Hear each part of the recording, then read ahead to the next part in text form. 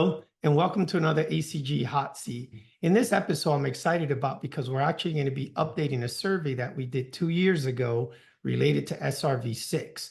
And in 2022, we had some interesting findings, but we haven't updated regarding 2024. And the exciting part about this is that we got an excellent amount of respondents. We had over 64 respondents for this particular survey, and the demographics was pretty good. It was diverse. We broke it up into organizations, regions, and revenue.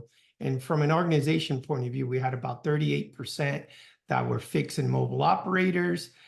We also had 38%, ironically, of mobile operator only, 9% of fixed operators, and we have verticals at 6%, enterprises at 5%, and then a catch-all at about 5%. And the regional breakout was a typical region breakout. We saw about Latin America about 9%. We saw Asia Pac about 27%, EMEA about 31%, and North America about 33%. So a good rounded amount of providers.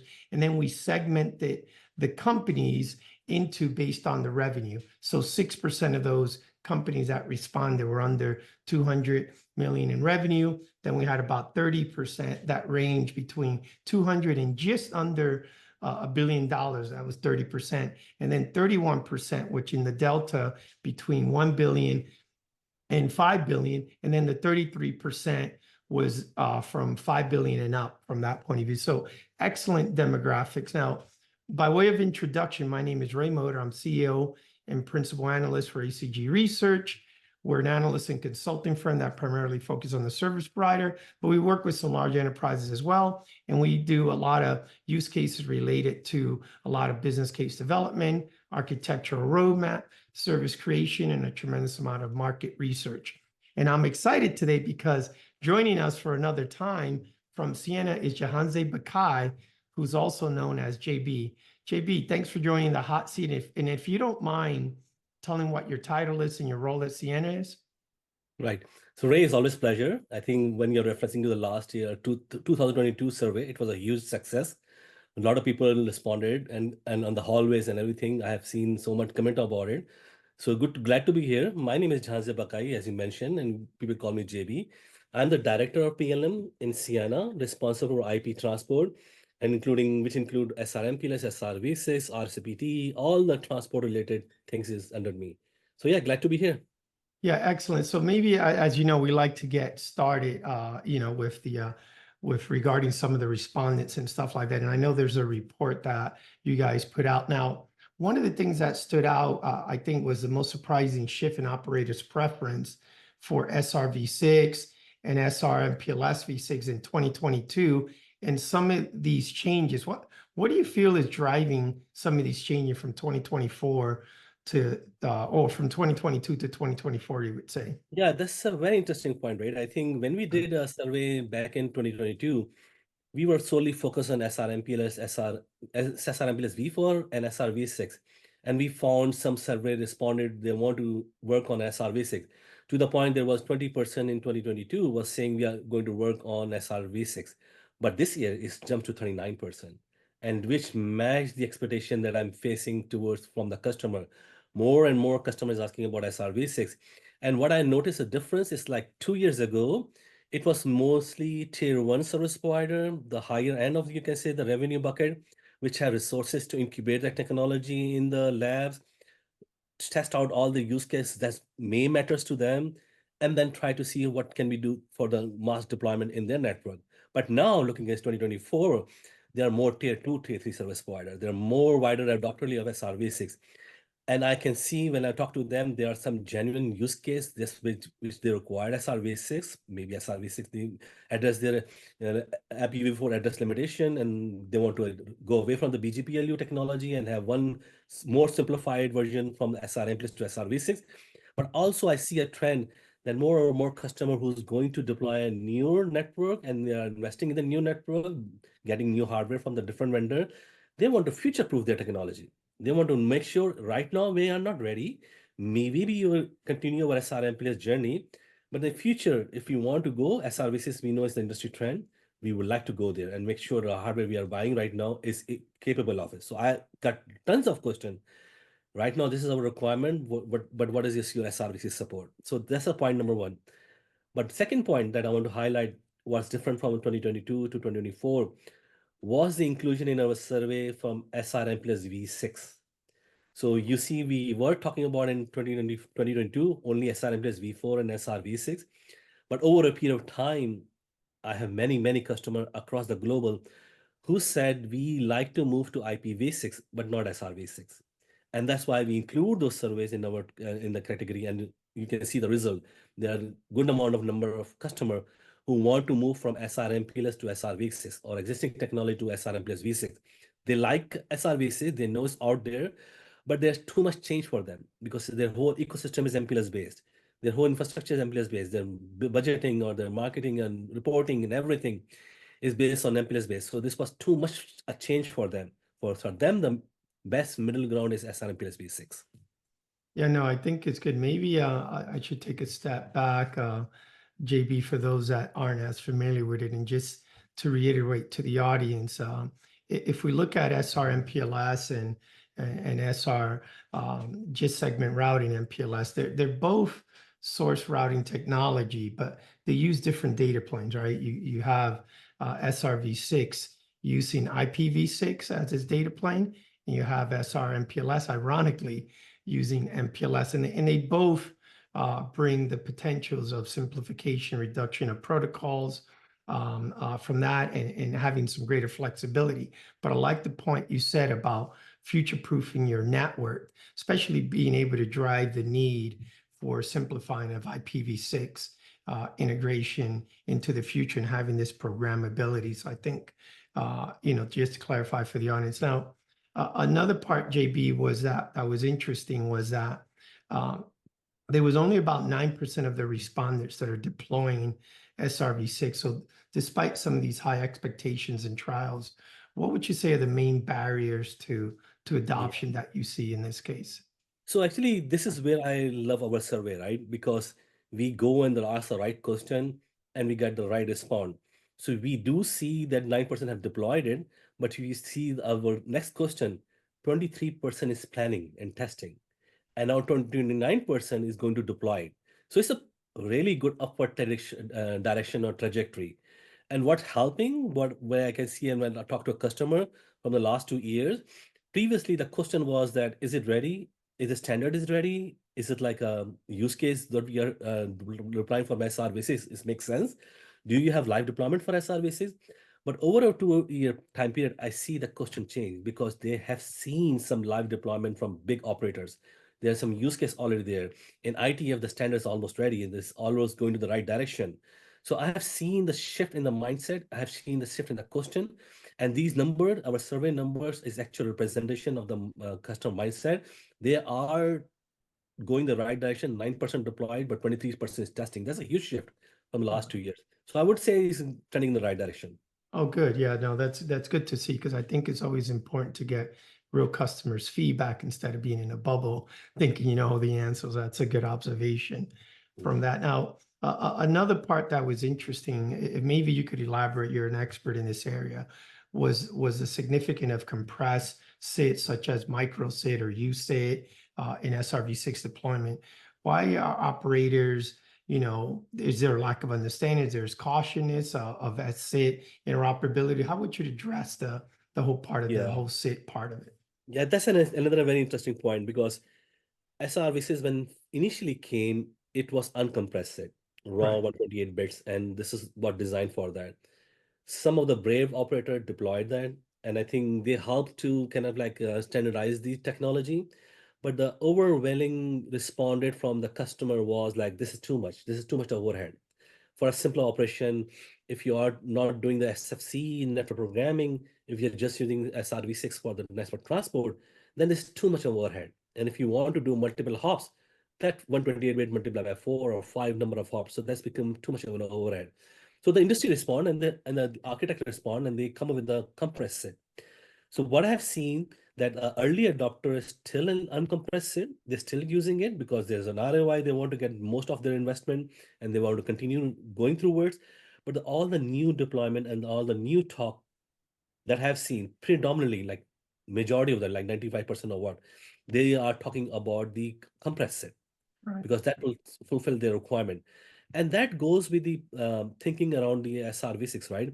For SRv6, for tier 1, which have lab, they have incubated in the lab and test this technology. But for all the customer who are like tier 2, tier 3, and that's the reason in continuation of our previous question, they want to make sure everything is running. They want to make sure the design is proper. They want to show all the use case they have addresses proper using compressed set. So both are important. But for us as an vendor or equipment provider, that brings a unique challenge for us because we want to help the customer who are early adopter for SRv6. They want uncompressed, but at the same time, the new customer want compressed. So we, Ciena, in a unique position, offer both of them. So if the customer is already deployed uncompressed, we can help them to sustain that, but also providing uncompressed in our devices that will help them to migrate uncompressed when they are ready. So that is very interesting point. And when I discuss with the customer, they really like it because we are not forcing them to grow compressed right away. And they want to continue their ROI as much as possible.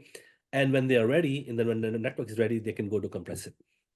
Yeah, no, I think it's an important point about what you're talking about, that somewhat you're agnostic a little bit, even though you understand some of the values on usage, it's that you help reduce some of the risk associated with some of the deployment. But I think some of the things that I've seen, I kind of break it up into operational complexity, right? But the overhead, potentially the compressed SID, but more importantly, some of the long-term stability and maturity, as people move forward. And I think moving forward, Right. I think having that flexibility in migrating, so when they're ready, they could be able to optimize, the performance of SRv6. So So one question before yeah, you go sure, move forward, there's one interesting data point that I also noticed, and I think this is a part of your survey as well. sure. When we asked about the coexistence versus migration plan, Okay. and that was kind of like a gold mine for me because what respondent has mentioned and this kind of like coincidence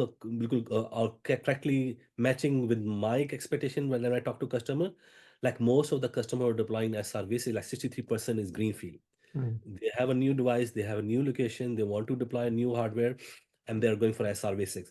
And I think 59% has mentioned that they want to coexist as much as possible and then migrate to SR technology. That include the traditional technology from RCPT to LDP, and they want to migrate to SR MPLS or SRv6. They want to coexist as much as possible, like 59% says, and then eventually move to SR. But 34% says that they want to coexist and there's no migration because they want to keep it same. But the last respond was interworking.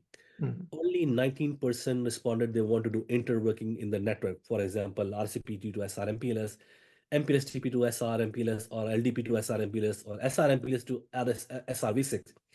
And that is a very interesting point because even though we have a technology, a feature that will help to interwork between different technology, but what I have seen and it's been confirmed through your survey that majority don't want to go interworking path because it may add more complexity, it may add more failure points. So, and this is kind of like spot on. So I was like happy that what we are seeing in the talking to customer is actually you can see ditto copied in your survey results. Yeah, so it validated some of the points there. Now, Yes. maybe this is part from one of the keys of the survey, and it's maybe like a two-part question. I would say, JB, is when we look at how do the respondents' growing need, I notice for flex algo, and ongoing traffic engineering advancement is impacting network efficiency and design choices. But the second part of it is the role of centralizing, I would say centralization of PCE play in the traffic engineering strategy. How would you bundle that together and Yeah, address some of those parts of the yeah, I findings? think what I've seen, and traffic engineering is one of the most common use case, period, Mhm, because they like segment routing because of traffic engineering. It provides simplicity, it reduces the complexity, but the main benefit I see the reduction of the traffic engineering, which was there in RCPT. You have to be a node management bandwidth, just like very complex protocol, right? So the customer love simplicity aspect of traffic engineering. So that's the given. Within traffic engineering, you have two flavor. Through a controller or through a network element, right? You're doing the controller through a flex algo. And that's also shows the maturity of the technology and wide adoptability of the technology. In the previous results, we have seen SRT or SR policy was a most demanded ask feature from the customer, but now Flex Algo is taking over. Like 70% of the respondents say we would like to invest in Flex Algo. And why is that? There are two or three key points. Number one, this is for especially for SRv6, I can say this is an indication the wider adoptability of SRv6 to a more and more customer. Initially, as I mentioned, initially SRv6 for only tier one guys who has more money and you can say lab equipment to try this out. They normally have PC controller, so their use case aligned with the SRv6. They when they're to deploy, they use their controller, and that's why SRT was popular 2 years ago. But now more and more customer tier 2 and tier 3 are going for SRv6. They may or may not have SRT, the controller or PC to do the traffic engineering end to end, but they are opting out for Flex Algo because that's what they can get them going right away rather than investing in PC or more controller. So that's the point number one. It's very interesting. And this is what I found by having direct communication with the customer. And this is what I found out the why Flex Algo is getting popular. Second interesting point, it is with respect to SRMPLS. You know, the devices in SRMPLS, we call a MSD, maximum segment depth, which mean how many labels you can impose on the LER head end. So that is indication of how much traffic engineering can do. So now I'm seeing more and more customers are trying to simplify this through Flex Algo, because in Flex Algo you need one set to go across the network or go across the IGP domain, and rather than you doing two or three, you need only one. And this is where I see customer are trying to use the Flex Algo benefit, having one set, and then go across using minimum number of MSD, minimum level segment depth, but still achieving traffic engineering. And third thing I have noticed, like some smart customer who are using Flex Algo under SR policy. So they're still downloading controller, they're still managing SR policy through the controller, but within the IGP domain or across the IGP domain, they are using Flex Algo to minimize the label depth. So it's all working together, right? That's why you see Flex Algo is getting more popular. It's just the awareness of a customer, more customer broad base from tier 1 to tier 2 and tier 3, and they're utilizing this wonderful technology service provider, I mean, traffic engineering technology being available through segment routing. Yeah, no, I think back of the days when I used to design these, it was powerful, but it was very complex to maintain our SVPTE. When I had to look at hop by hop, there wasn't a centralized way. So I think that's Yeah, an another good important point that part. goes to the controller was the end-to-end visibility. Right, the end-to-end Because, visibility was yeah, so yeah. important instead of the hop It's to really hop. helpful for the protection point when you're doing protection end to end, because if the failure happen across multiple IGB domain, the head end does not know about it, then the controller knows about it, and the SRT knows about it through the BFD, multi-hop BFD over SRT. So there are benefits for both technology. So customer, as I mentioned, right, some customer are doing the hybrid model, meaning Flex Algo and SRT together. Right, yeah. Now, we did have some mix of hybrid, of fixed and mobile operated in part of the survey. What feedback would you say regarding SRv6 MOPE or mobile user plane that you could provide that you've seen from that? Yeah. So that's an interesting one. There are, to answer your question, there are two parts. Number one, I have seen a significant shift for mobile operators from SRMPLS to SRv6. SRMPLS are predominantly technology I've seen, and it was doing the job, right? And it can still do the job. For most customer, I've seen SRMPLS is good enough. But there's some adventurous customer who want to utilize the maximum benefit of SRv6, and that's why they're selecting SRv6. So there are two technology that pops up. Number one is SRv6 MUP, mobile user plane, as you mentioned, and second is service function chaining, SFC.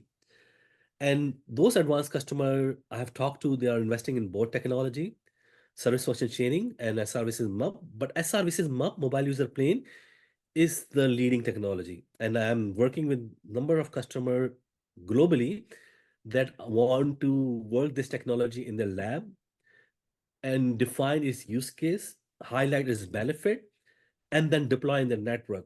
One of the benefit I can count about for SRvSys MUP is a simplification of UPF, because the core heart of the mobile user plane list MUP is that you want to terminate the GTP-U tunnel at the head end of the PE router, and it's all SRv6.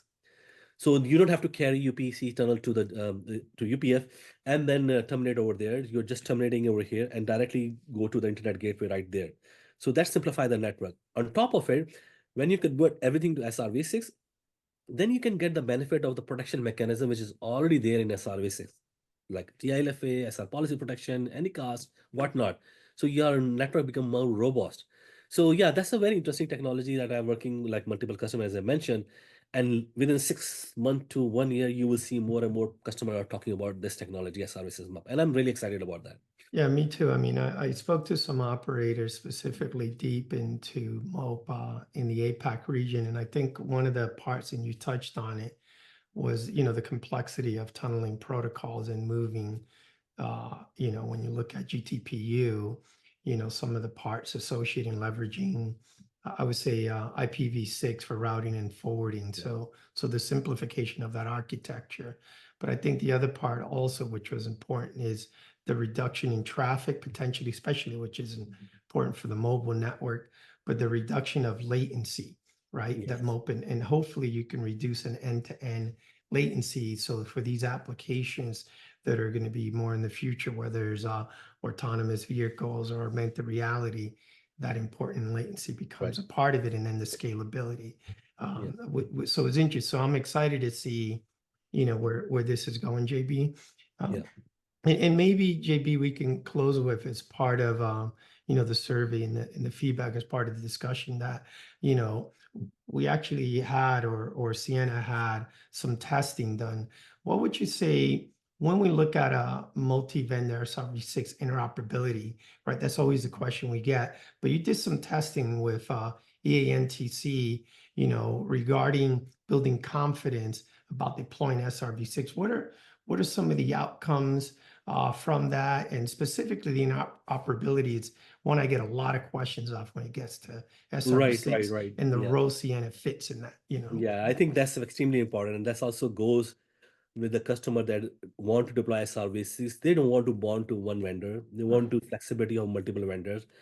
And even though we are following ITF draft, there need to be some confidence given to the customer that multiple vendor device can work together. And previously, we used to have our in-house lab invest in the multiple vendors out there, and dedicated lab just interop with the multiple vendors.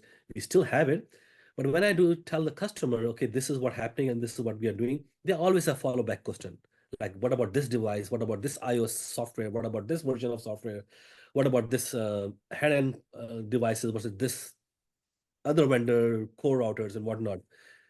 We start participating in this called EATC, a German-based operator who work on the interworking technology interoperability lab and invite almost 14 to 15 vendors across the globe every year in February or March, depending on what they cycle select. This next year is February 17. And we have been participating in them like 5 or 6 years almost for there. And I see a significant positive response from our customer. When I show them the ENTC report, that's it. They have no further question. Because that ENTC is a third party, it does not belong to any vendor. And we go there in the lab. Last year while I was there physically, and we design a you can say network topology in which every vendor agrees, and that network topology are more closely aligned to what real network deployment is. To the point, last year I was a little bit concerned because it was very complex topology, and I was saying that at ENC, when we have 11 to 12 vendors, every vendor have different level of support of feature maturity, and every vendor may not be as mature as other people are, like us and other people. So they may have limited deployment model, right? But they were no, this is the actual deployment, and they were like very forceful. And this is good, right? A third party trying to make sure what is relevant to the customer, and they are operating on this part. And the benefit of is like when this report is published, it's on their website and the white paper, and anybody can download it. The response is so good that I got multiple customers reaching out to me. Oh, Ciena testing this technology in ENTC. I saw in report. Can you give us more detail? Can you double click on it? So it's a very, you can say, very well operated body of interoperability, which benefit both customer and us. Yeah, no, EANTC does a good job for that. So JB, thanks for joining the hot seat again. Hopefully you'll join us again in the future as we get more and more updates. Thank you. Of course. Yeah. Yeah. Pleasure to be here. Nice talking to you. Till next time. Okay, everyone. Thanks for joining. Take care.